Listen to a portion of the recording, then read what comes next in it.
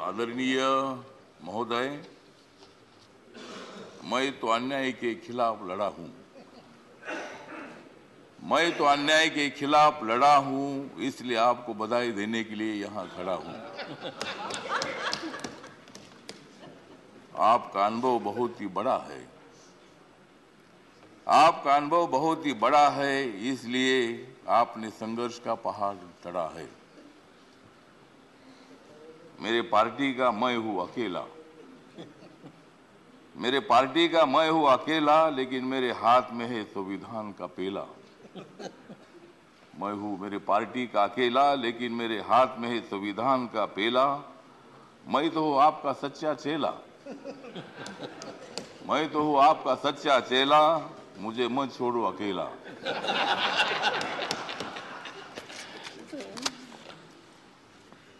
जिन्होंने उपराष्ट्रपति का सर किया है गढ़, जिन्होंने उपराष्ट्रपति का सर किया है गढ़, उनका नाम है धनखड़। हमें मिलकर उखाड़ देनी है विषमता की जड़। हमें मिलकर उखाड़ देनी है विषमता की जड़। इसमें जरूर सफल होंगे आदरणीय धनखड़। हाउस में जो सदस्य करेंगे फ्रैक्शन, हाउस में जो सदस्य करेंगे फ्रैक्शन, उनके ऊपर होनी चाहिए कड़ी एक्शन। हमें तो मजबूत करना है भारत नेशन। हमें तो मजबूत करना है भारत नेशन। हंगामा करने की हमें नहीं चाहिए फैशन। तो हमें पूरा विश्वास है कि आप बहुत बड़ा संघर्ष करते करते यहाँ पहुंचे हैं। गांव से आकर किसान के बेटे के माध्यम से आप इतने बड़े उच्च पद पर आए हैं। इसमें आपका अनुभव, आपका बहुत बड़ा संघर्ष है। बहुत बड़ा काम आपने किया है।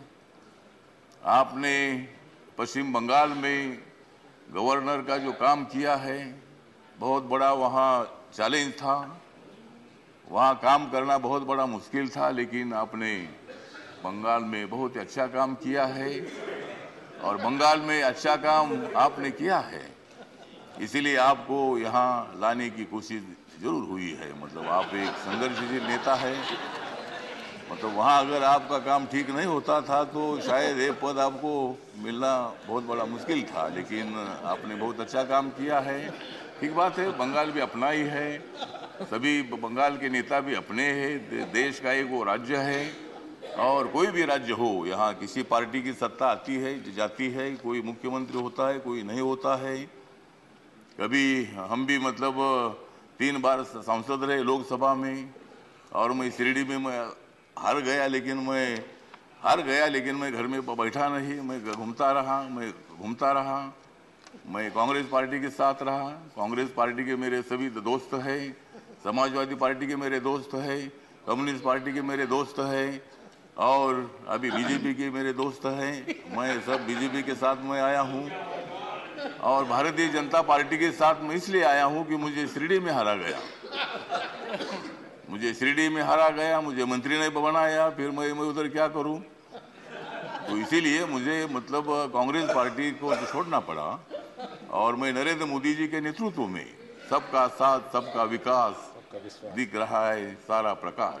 मतलब ये जो प्रकाश दिख रहा है, तो नरेंद्र मोदी जी के नेतृत्व में मैंने निर्णय ले लिया कि मैं बाबा साहब अम्बेडकर जी का अनुयायी हूँ। बाबा साहब अम्बेडकर जी ने सत्ता में आना चाहिए बताया है। मेरी अकेली पार्टी सत्ता में नहीं आ सकती है, किसी के साथ मिलकर ही सत्ता में आ सकता हूँ। और मेरे पार्टी का मुझे लोग पूछते हैं कि तुम्हारा पार्टी का एक भी लोकसभा में मेंबर नहीं है, तो भी आप मंत्री कैसे हैं। तो मैंने बोला माननीय नरेंद्र मोदी जी को जाकर पूछो, मतलब मैं कैसा मंत्री हूँ। मतलब मैं अकेला हूँ, लेकिन मेरे पार्टी के लोग पूरे देश भर में है। नॉर्थ ईस्ट में मेरी पार्टी सभी पार्टी है। और मुझे बोलने का मौका दीजिए। मुझे मालूम है कि आप बहुत अच्छे आदमी हैं। और मैं आपको, हाँ, आप मुझे हर बार बोलते थे कि हमको कविता सुनाओ। अगर आप मुझे ज़्यादा बोलने के लिए देंगे तो मैं कविता सुनाऊंगा, नहीं तो एक भी कविता नहीं सुनाऊंगा।